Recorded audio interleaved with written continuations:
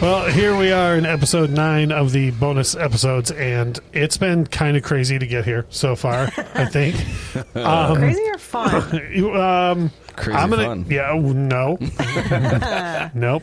As always, I am Russ, and I have with me Kyle. Oh, well, that's unexpected. Well, I appreciate that. I as well appreciate that. And along with us, as always, is Michelle.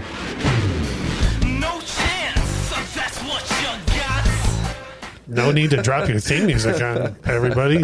Gee, I already introduced her, and here she comes. Okay, so, as was previously discussed, some feedback that we received was that's your theme song in life. Is I think I was described as the heel. You are absolutely the heel.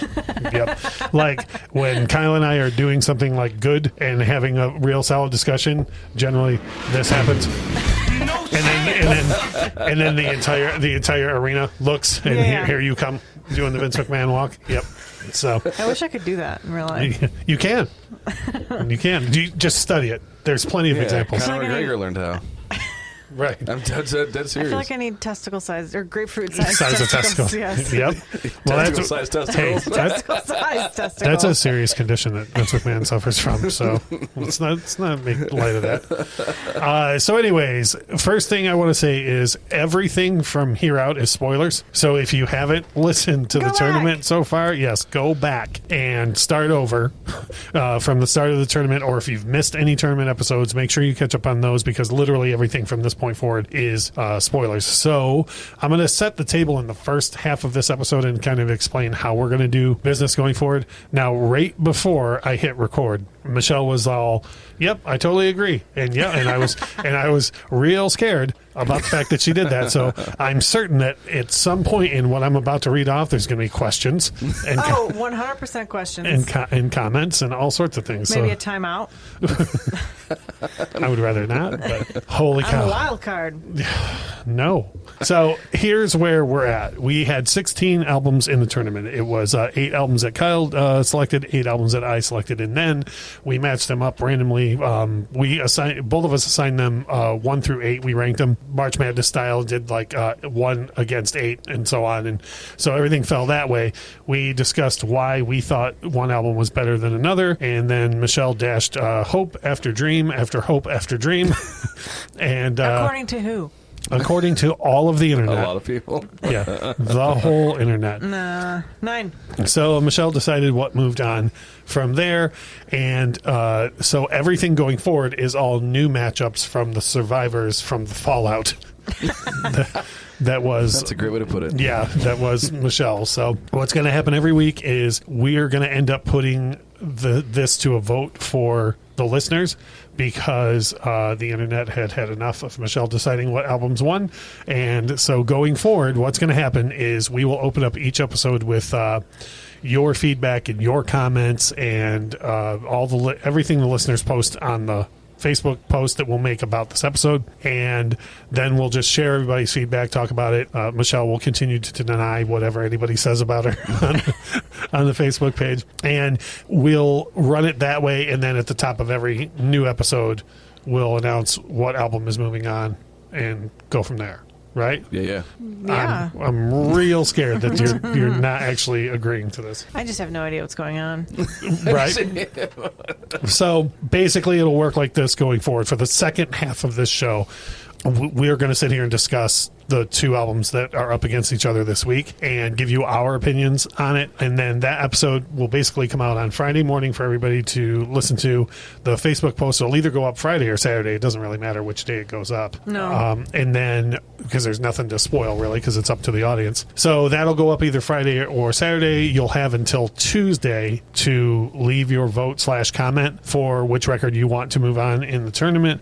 And the reason why it's going to close on Tuesday is because we record the bonus episodes generally on Wednesday. So that way it gives you more than a few days over the weekend to think about what Michelle said wrong or, or a super deep comment that Kyle had, or no, there won't be anything that you said that was right. I don't think, at least from what I've read on the internet so far. What do they know? Well, you did take out the laundry, though. You took out all the dirty laundry. We don't have to deal with crappy records like The Dark Side of the Moon and Pet Sounds and, Appetite for Destruction. We don't have to worry about any of that because you took care of all those out of the tournament already, right? Yeah, I did my job. You didn't. You had one job. So these are going to be, I think, depending on how much feedback we get going forward, like some episode might be longer than another. Like there's going to be a matchup coming soon where Purple Rain has to go head up against Thriller, and that's going to be hard. Like I already know which record I would pick from those two, but do you? Oh, I absolutely do. No spoilers. Hashtag no spoilers. I know. I'm very dead set too. Like there's no changing my mind on it. So not even what anybody on the internet I think says. I know Russ's answer because we had this conversation the other day. Oh, came up. Were you listening when I was talking? Yeah, it's weird. Yep, that's what'll do it. So, anyways, having said that, this week's matchup is two records that made it out of the first round. Sometimes these records, there was one had to move on because Michelle didn't have a choice. She was like, well, I guess that one. These two, I think she was pretty definitive on. The first one is Eminem, Music to be Murdered By, which previously knocked out Guns N' Roses' Appetite for Destruction, versus Carole King, Tapestry, which previously knocked out Aerosmith, Get a Grip. Having said that, we're all even and good to go on this. We all know how it's going to go. Why do you keep asking me that? Because you ask questions often right in the middle of episodes when we've already decided things. So before I tell the audience that we're... doesn't sound like me. I can actually play it sounding like you Run it from back. from the computer if you want. Anyways, all right, cool. Well, we just wanted to lay down the law for everybody. We'll be back in a minute and tell everybody our thoughts on this current matchup and how it's going to work out going forward.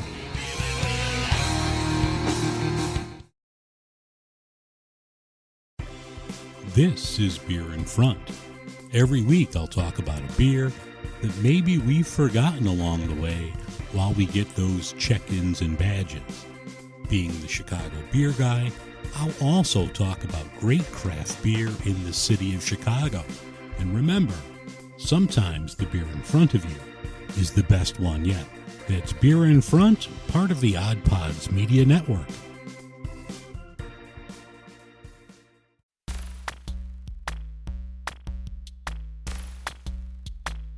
Hey, I'm Lauren.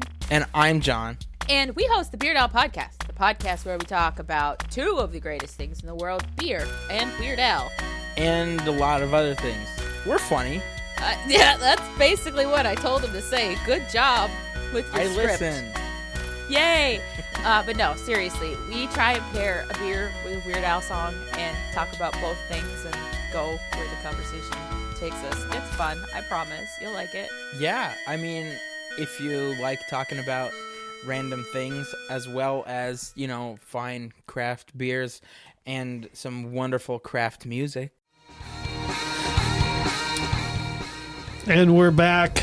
And I just want to mention, as I always do, if you want to support our show, it is very easy to do. You can go to anchor.fm/Infectious Grove Podcast, hit the support button, and pay to support us as little as $1 a month, which is pretty sweet. And I don't think I mentioned this enough, but we're really thankful for the supporters that we do have. So thankful. Yes. The other day, I think you might have opened the Anchor app for the first time in a while because you were like, whoa.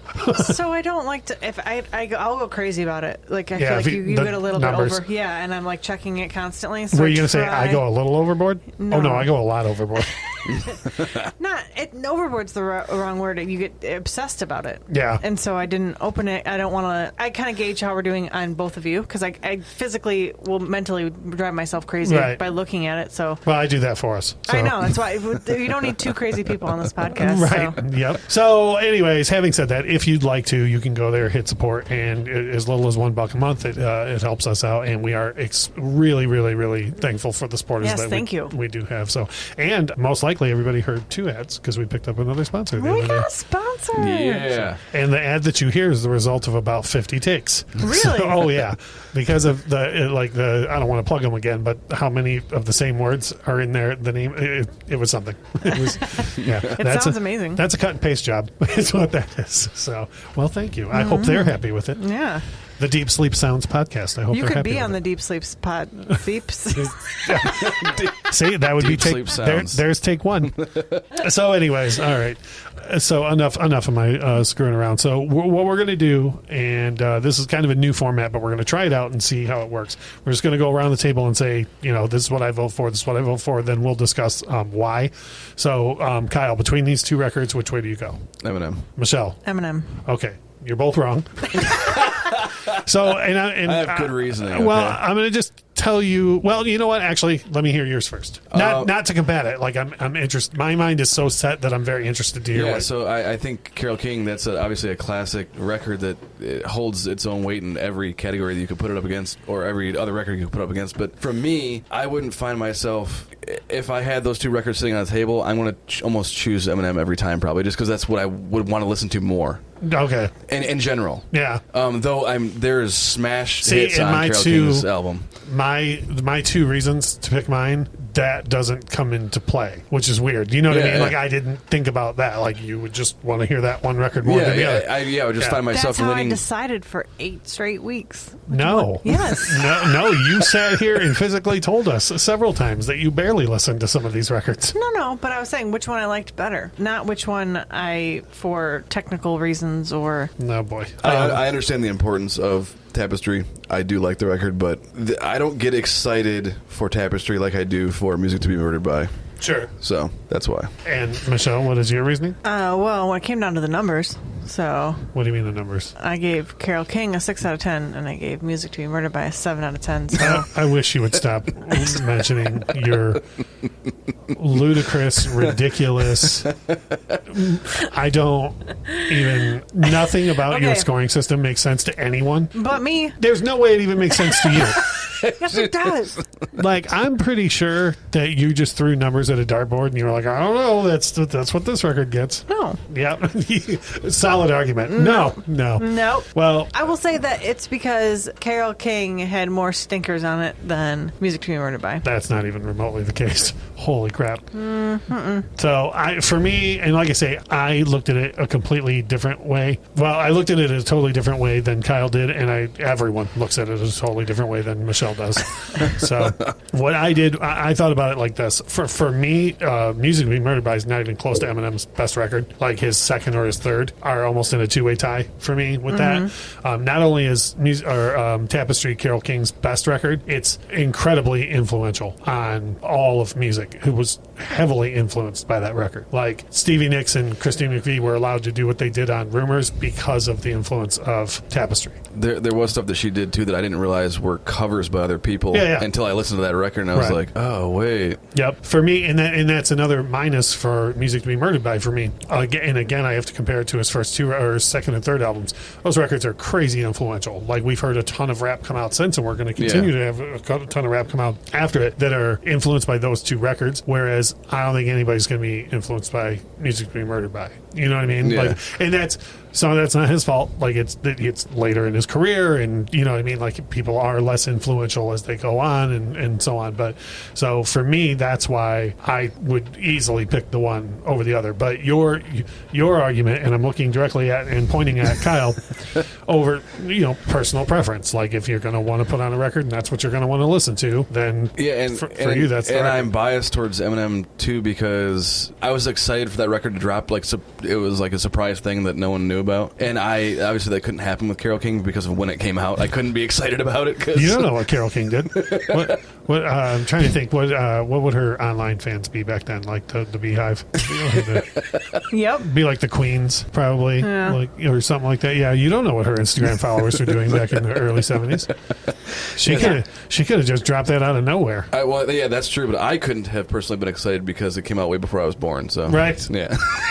Yeah. And this is one of the few records in the tournament that came out before I was born. Yes. So I would assume just one more time for clarification, we're all sticking by our votes. Eminem, Kyle. Yep. Eminem, Michelle. Oh boy. Oh my god. Oh boy. I may have to edit out a lot of silence, and thinking. You make good points. There's at least going to be some rumbling in the studio here.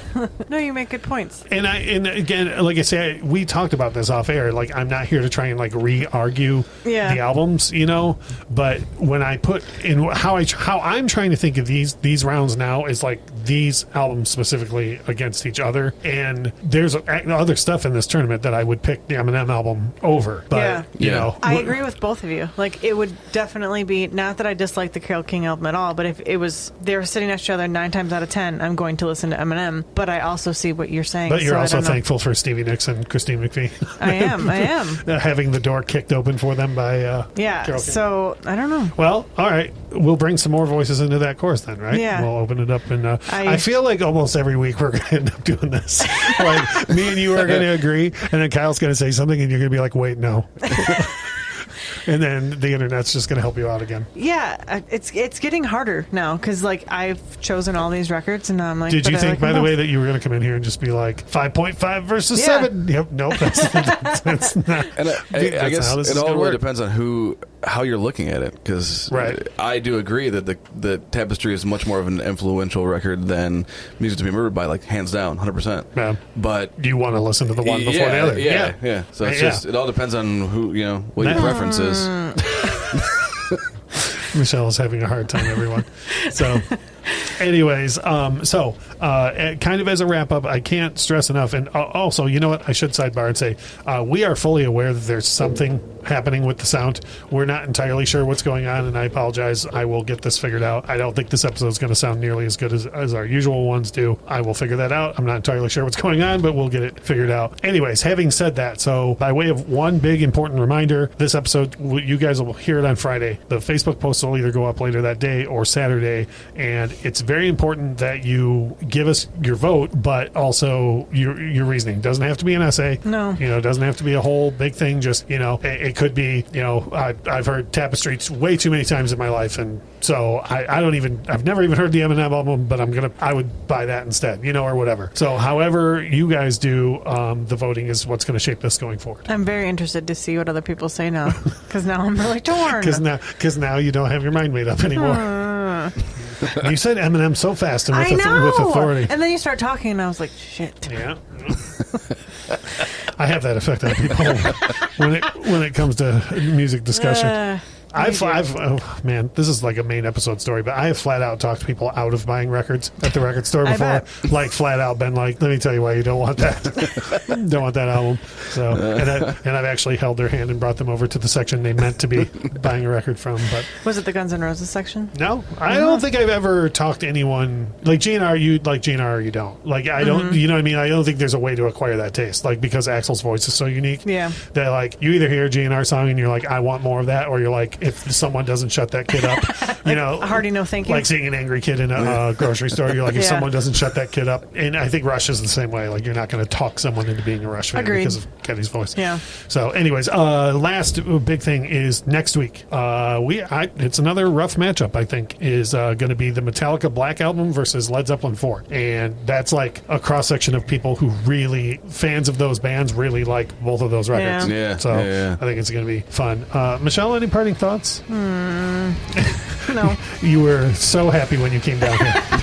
I'm so happy. And now here's where we are. All right. Thanks, everybody, for listening. Hopefully you're still enjoying the tournament episodes. We're going to have a lot of fun with it going forward. Bye. Bye.